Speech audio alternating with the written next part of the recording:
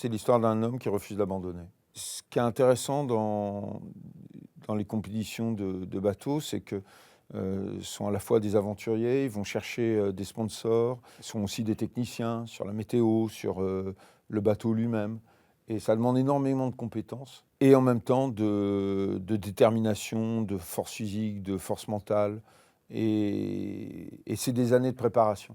Vous, le Vendée Globe, c'est quelque chose que vous suiviez? Oui, oui, toujours, parce que c'est une aventure, on appelle ça l'Everest des mers. Et c'est une des grandes aventures humaines, à la fois technologiques, puisqu'on a quand même des bateaux qui vont plus vite que le vent maintenant, donc c'est dingue à quel point on a réussi à utiliser cette force naturelle et à l'optimiser.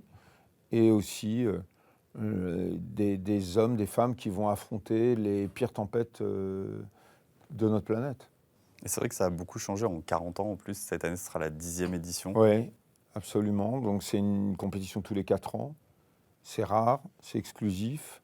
Là, il y a plus de 40 personnes au départ, 6 femmes. Ce sont toujours des éditions assez prestigieuses et à chaque fois, ça crée la légende.